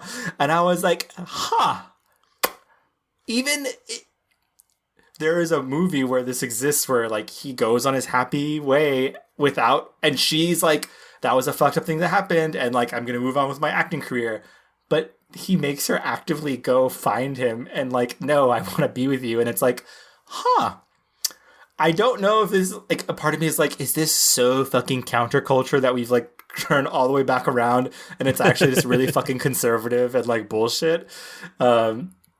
I mean, I will say, like, the thing that I like about the movie the most, besides the fact that I really do like the stylization of the film, but I take umbrage with everything that you've talked about, is I do also think that it is, in a very funny way, like, heterosexuality is a prison, and getting married is a prison, and, you know, I do think it has interesting things to say about those. Doesn't necessarily get there. No. Yeah. Like those are almost just declarative statements, and it's like, okay, well, back up your argument, and that's where it falls apart. Right. It's kind of like shocking for the sake of shocking, I guess. But also, I mean, like, because Antonio is so charming and beautiful, there's a lot of romance in this, or alleged romance, but like when you kind of scrub away the Antonio Banderas of it all, it's like, wait, no, this is fucking weird and creepy. He's like, you don't remember the time we fucked? And look at this map that I made where it's like me in the psychiatrist hospital or whatever, and then I fucked you, and then here's this line that's like just me back to you, and that's my entire life. And I'm gonna take you to my like village where I grew up, and we're gonna have at least 4 kids. And it's like, okay, and so it's tough for me. I think a lot of his movies, he has complicated things he's trying to talk about, and he usually is successful. I just don't think it gets. This to me might be the movie where it's like all style and less substance. I don't want to say it's not. There is no substance here, but like it's he misses the mark on this one for me. I mean, I think that's a pretty worthy pick, in all honesty. Yeah, I like enough stuff in it that I maybe wouldn't give it my 1-star review. But see, it's funny that you'd say this is hard. I think picking a favorite Almodóvar movie is hard. I think picking a least favorite Almodóvar movie is actually pretty easy. And I'm nervous about this one too, because I do think this is a film you like. I'm going with 2013's I'm So Excited. I mean, that's I don't want to say like that's I'm obsessed with it, but like, is it fucking fun? Yeah. I mean, listen, once again, I think it's an ensemble comedy. I didn't laugh that much. I think there's moments that like spark joy, the Marie Kondo in me, But there's a lot of moments that I'm like, meh, I can throw it away. And I think it's funny because in doing the research on this, it's very clear that Almodóvar will come up with a concept and base an entire movie around it. And when I watch I'm So Excited, I'm like, wow, the concept is a really amazing lip sync to the song I'm So Excited by the Pointer Sisters. Yeah. And sometimes that's all you need, babe. Everything else.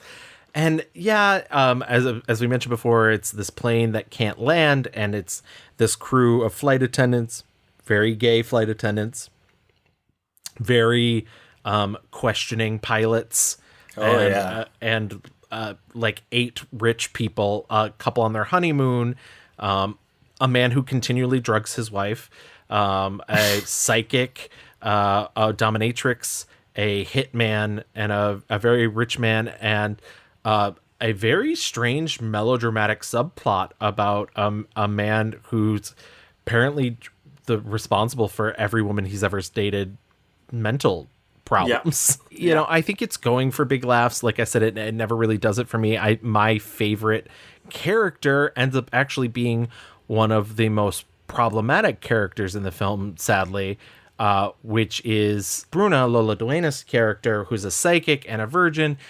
She ends up being very problematic because she decides to lose her virginity by raping a fellow passenger who has been passed out on muscle relaxers. The man that's on going to his honeymoon with his wife also sexually assaults his wife. Both of these things are played for comedy, and I'm very torn on that specifically. And these aren't the only problems in the movies, but these are the things that stuck out to me because once again, you know, I've seen him do it before, and before I saw I'm So Excited, I was going to name Kika because that 8-minute rape scene is a lot. But I've seen him grow from Kika into, you know, Bad Education and Volver and The Skin I Live In and all these things that talk about how, you know, awful sexual assault is and how it leaves the victims with scars and everything.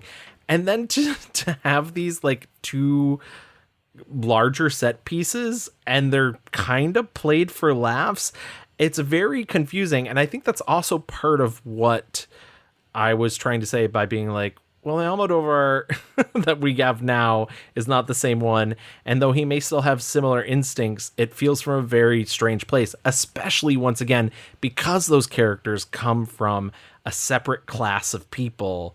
And so it feels extra gross because it feels like, well, we can just do this because we're rich. Right. It's funny. I mean, like, I do not think it's like a masterpiece at all, but it's funny to think about, like, you know, the movie's called I'm So Excited, which can also, I think, be interpreted as like, these people are fucking horny. There's a lot of sex in this movie. You know, we have the pilots who, there's an entire conversation about like this guy who's like, I'm not gay, and it's like, you kind of are. And there's the other flight attendant who like is saying like, I'm the only one not on this plane fucking, you know. So it's like this movie treats sex as like utility, like something just to like take or have, or it's such not a big deal. He's excising all of the like emotions from sex that you see in a lot of his movies, and this movie truly, like, there is no emotions. It's just fully utilitarian, I would say. That's interesting. I hadn't thought about it that way. Doesn't make me feel any more comfortable, right? But it is interesting. Even the newlywed couples on the flight, like, he keeps fucking drugging her. Yeah, there's nothing romantic about their relationship, really. You know, it's everyone on that flight. I mean, it's all transactional, I guess. Yeah, even the like quote unquote. Actually, that's a really solid point too, because you have the pilot who's cheating on his wife with one of the flight attendants, and it turns out that his relationship with his wife is actually transactional. And she's like, at the end, the guy's like, no, it works really well with me and your wife. Me and your wife like love this little thing we have set up. Yeah, it's like just even he who's like, this is my boyfriend, quote unquote. It's like, no, you're just kind of like the hot pilot that I fuck, and like it's fine. I don't need more with you. I don't need you to leave your wife. Like, and so to me, like the movie is just like purely horny, and But yeah, I will say nothing groundbreaking there. I think it is a very good 1-star pick. So was there anything else that you saw that you didn't particularly like? I do think like there is times where I had seen Women on a Verge of a Nervous Breakdown before. It's not my favorite. I don't think it's a 1-star review or even a 2-star review. I was just like, God, I'm annoyed. These gals. I love it. It's not going to be my 5-star review, but I love it. I love its. I got in trouble once for calling a movie manic because they were like, don't assign psychiatric terms to don't anthropomorphize, but it has manic energy. It does. It does. A part of me was like, especially the best friend who's like, I gotta talk about my boyfriend who is a Shiite terrorist. It's like, yeah. Girl, take a pill. And I love Rossi De Palma, but I'm glad that she spends most of that movie asleep. Because her character was like, yes, get her out of here. Yeah. We talked about A Broken Embraces. I don't think it's bad. I just think, instead of watching that, watch Bad Education. I think his true other 1-star review is Kika. Kika just doesn't ever come together on its own, and I don't. It's funny because he is trying to make a comment about reality TV before reality TV was big, and there's an amazing like weird camera outfit suit type thing that one character wears. Other than that, mostly useless. Do not care for that movie. Do you wonder, like, for as much as we're like hailing, him and his roots as in the queer culture, this and that, like there is a little bit of discomfort for me being like, at the end of the day, he is still a cis white dude. Yeah. And so like, and I think for me that sometimes I'm like, the skin I live in, I'm like, oh my God, like he is saying a lot here about things that even though he like is surrounded by these people, like he will truly never know, like, gal, you really got the nerve to tell these stories. I mean, I will say, he casts, trans people when he can. There are a lot of movies where he has trans people who are not trans. But yeah, I wonder if this idea where he's like talking about rape and this taboo stuff, and it's like, okay, but like also you're a man who decided to do 8 minutes of rape on a film. Like that's a little hard to swallow. No, I don't think you're wrong to raise that question at all. Why don't we get into our 5-star reviews? This is like a big caveat. I just want to say that like, because we talked so extensively about Pain and Glory in previous episodes, I'm going to remove her from the conversation just because it is a masterpiece. I love it to the end of the world and back. I'm going to fully back you up on that. And like I agonized over this decision. I think this is the harder decision. Picking a favorite Pedro Almodóvar movie is very difficult. I love Pain and Glory. I don't want to be lame enough to be like, yeah, his latest film is the best thing he ever made. And I do think it is a masterpiece. But once again, I think for the rules of our game tonight, we're going to put it away. Put it back on the shelf. In the spirit of discovery, in the spirit of celebrating his wider oeuvre, my pick is 2006's Volver. I saw this movie, I think, for the first time like 3 years ago. I loved it so much. It is the perfect amount of spookiness for me. It is mystical, magical. Penelope Cruz is just on another fucking level when she's with him. I think she clearly is beautiful, but her eyes are just magnetic. She, to me, in these films, is just like fucking from the earth of Spain. Like literally just clay from the earth of Spain.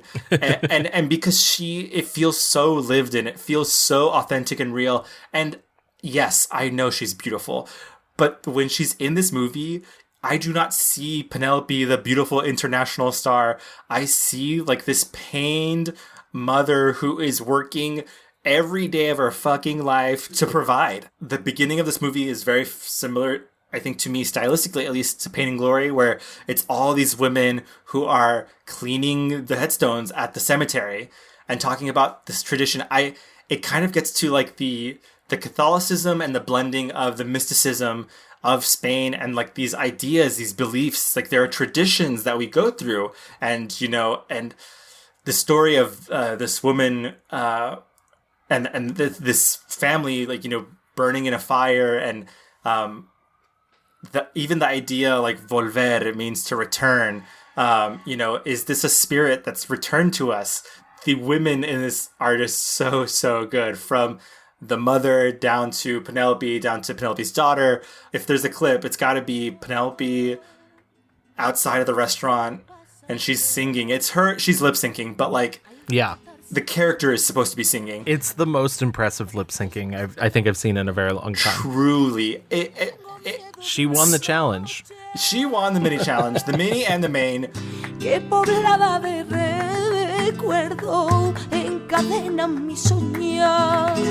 This movie's a lot about grief. It's about, grieving, but also it's about taking care of your community. And like these women are all looking out for each other. I just love this movie that's all about women taking care of each other, literally saying fuck you to men. When she finds her husband dead, she's like, all right, what do we got to do? She goes into mode. Yeah, clean up on aisle 9. Got it. She, it's almost to the point where she's like, shh, don't tell me why you did it. Let's just figure it out. It's just beautiful. I mean, I love that one of her friends, literally, she's like, you've made me an accomplice. And she's like, well, I didn't kill anybody. And she's like, don't tell me. Don't tell me anything about it. Yeah. She's like, let's just do it. Quickly, the girls are like, we're going to boot and rally. Like, what do we got to do? And they are lifting each other up. And I mean, but it's lifting each other up in life and in death, like it's kind of this beautiful extension of they're cleaning the gravestones, and these women do that their entire lives, physically and metaphorically. Like they are helping each other through like really hard, shitty fucking times, and it's just so beautiful. If there is one Almodóvar film that like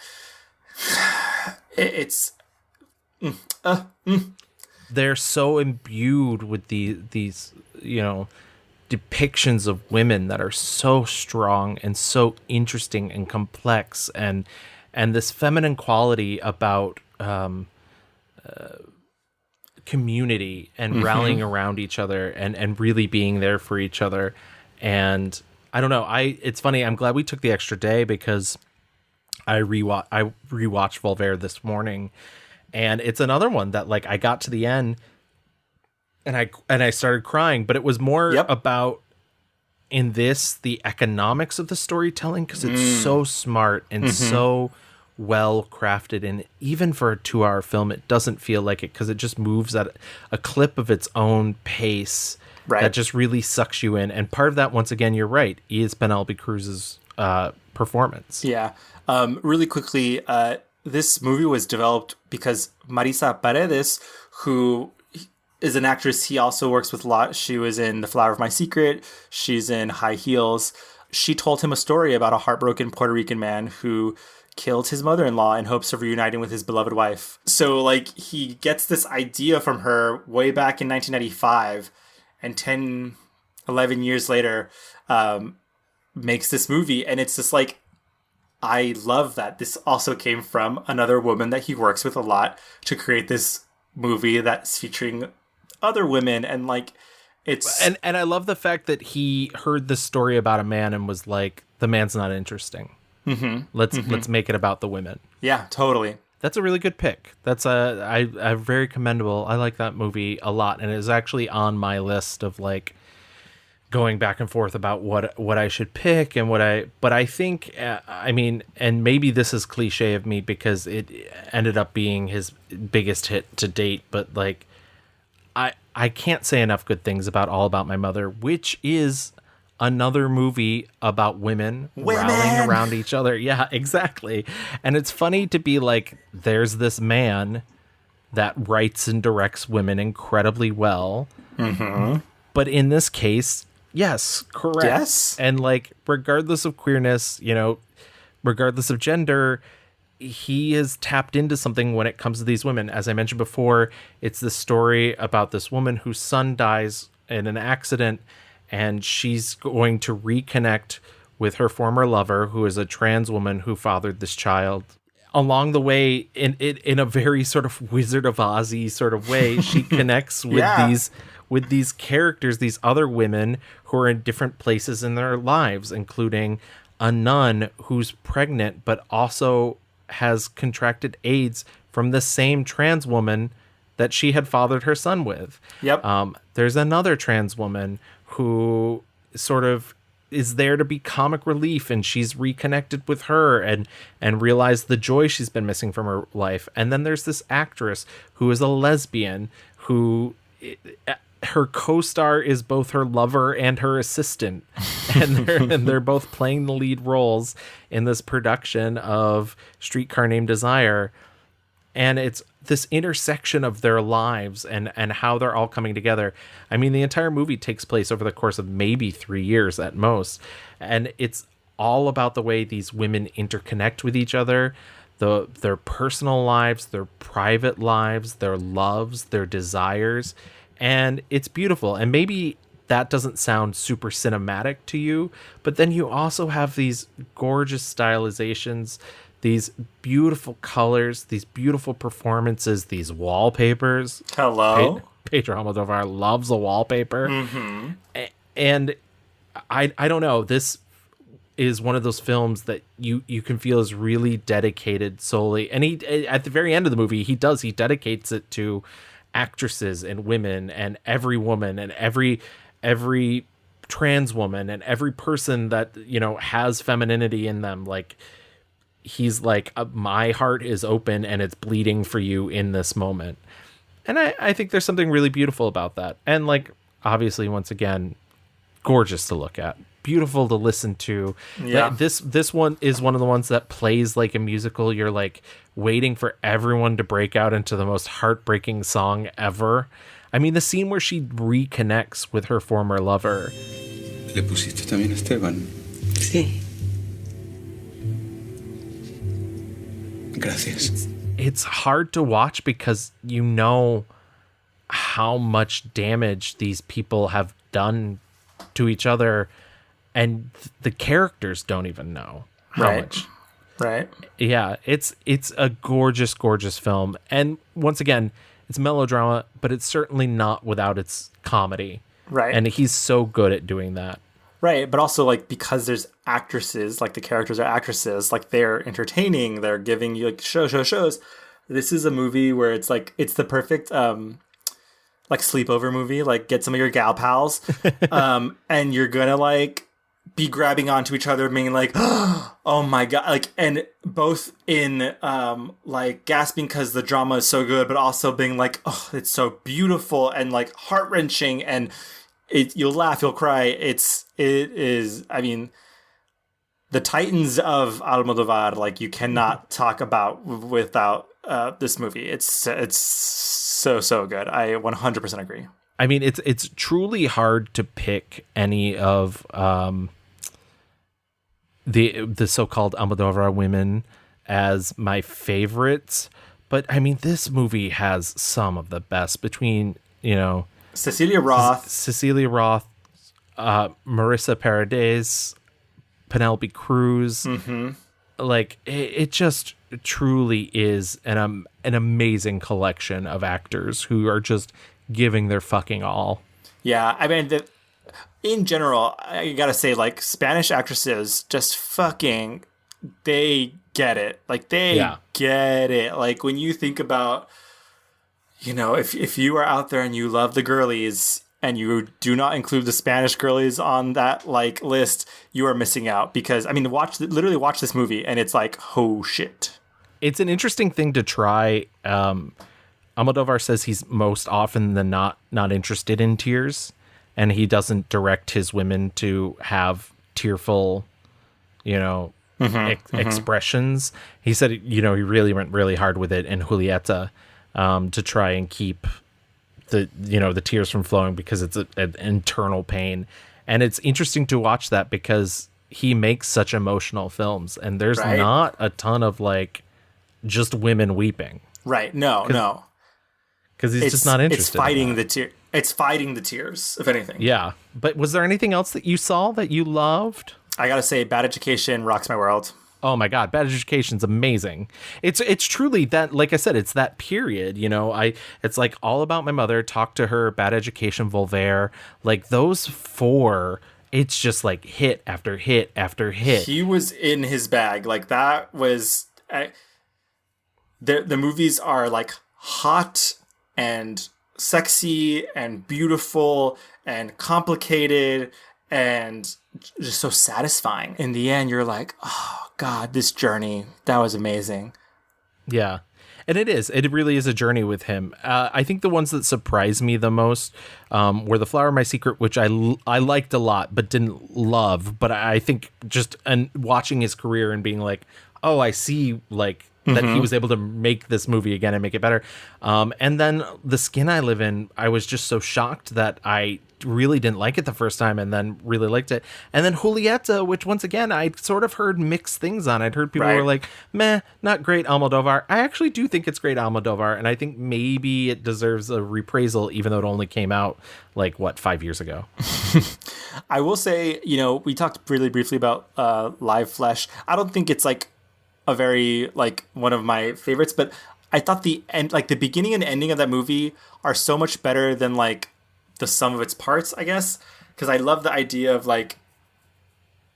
this tragedy that kind of keeps happening, but then he's like, the world has changed, look how lucky we are. And I was like, God, if that was the entire message, why the fuck did it take so long to get here with all this shit in between? But yeah, he's so many bangers, so many good movies. Excellent picks. Gavin, should we do our mixed reviews review? We absolutely should. My 1-star review was 1990's Tie Me Up, Tie Me Down. And my 1-star review was 2013's I'm So Excited.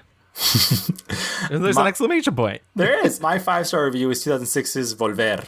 And my 5-star review was 1999's All About My Mother. There's no exclamation point there. So. No. All About My Mother. Mother? Let's get into our fast forward. I want to talk to someone about how Volver does not have an English title. And I wonder if it's because it's easy to say, or, the English translation isn't as flowery, romantic, sexy, whatever it is. But obviously all of his movies have Spanish titles, but Volver, I guess Return is not as fun as Volver. Also, Volver is very fun to say. Yeah. So yeah, I did want to touch on, he, as I mentioned before, he has a new movie coming out this December, this Christmas, I believe. Parallel Mothers. Penelope Cruz. It's a returning to motherhood. It's supposedly taking place over 2 years of the lives of two different mothers. I'm interested. The trailer is really great. The trailer is very tells me nothing about the movie. Right. The poster also is kooky booky. It's very, very scandalous. Instagram had to apologize to him because they took it down because it is an eye and the center of the eye is a lactating nipple. Correct. But yeah, the film is premiering at the Venice Film Festival in September, which is very soon. Wait, that's tomorrow, isn't it? Yeah. That's why we're doing this. Yeah, we planned this. Oh my God, that's crazy. Yeah, that's so... We're very good at this. I can't Professional podcasters. I can't believe it's already September. It'll kill me. But yeah, I'm excited. I think Penelope is at her best when she's working with him. I was thinking God, she's a very good actress, but the way American filmmakers treat her, I'm like, God, they're just they truly are okay, so you're hot. And in this movie, you are this woman who's hot. In the late 80s, Almodóvar did get to meet one of his heroes, Billy Wilder. He had seen Women on the Verge of a Nervous Breakdown and thought it was hilarious, so he agreed to meet with him a couple times. And he said the best advice Billy Wilder ever gave him was, no matter how much you're tempted, don't go to Hollywood. Almodóvar has said, back and forth. It depends on what the thing is. Julieta was actually supposed to be his English language debut. Meryl Streep was supposed to play the role. It wasn't that his English wasn't good enough, because he does speak English, but it was more that he wasn't sure he would be able to give it the sort of, that the translation would really work so well. So he put it on the back burner, and then years later came back to it. Supposedly he's making a film out of Lucia Berlin's short story, A Manual for Cleaning Women, which is supposed to be his first English language film. I kind of hope he doesn't, in all honesty. It's not that I don't want to see an English language, a full English language, because I do want to say Human Voice was English, right? Yeah, The Human Voice was English. It's a short film, but The Human Voice was in English. And I didn't think there was anything wrong with the language there. But I like his connection to Spain. And I don't want to see that tamped down in any way. I mean, One of my favorite filmmakers, Wong Kar-wai, made an American film, My Blueberry Nights. And we know how that went. Yeah, it's messy. And so I hope he does continue to resist it. He doesn't need the money. Right. He still makes the money in out of the US. So in my personal opinion, we always talk in this section about what we think a filmmaker should do next. I'm fine with him doing whatever he wants, as long as he maybe stays away from the I'm So Excited style comedies. But I hope that if he does cross over into a Hollywood, into a more American, a more English based oriented, that he doesn't lose himself. I thought The Human Voice was very Almodóvar. Did I see that one of the actresses from Veneno is in Madres Paralelas? I think there's a wealth of talent in Spain, and especially queer talent. And I would just love to see him, hire half of the girls from Drag Race España, hire everyone from Veneno, put them on the international map, because they fucking deserve it. They're stars. And yeah, would you want to see him do more horror stuff? I mean, I'd definitely be interested in, but only if he's interested in. He's the most, he doesn't do things for money. Maybe more than any director we've done is more contingent, even the Miraners of it all, who mostly does work for herself, it seems but will also take a big budget. She'll take that Disney money. Only if he finds the right thing and he's interested in it. There's things in The Skin I Live In that are so bonkers. The man in the tiger costume, just spooky.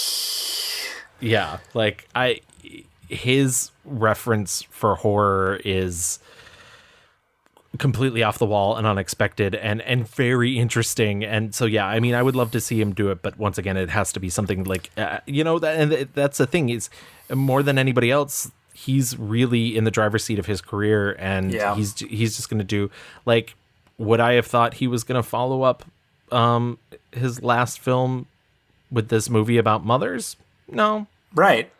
Yeah. But I love it, and I can't wait to see it. I've now seen every one of his movies, all the ones that are available. And so... Fuck me, Tim. Ugh. Sorry.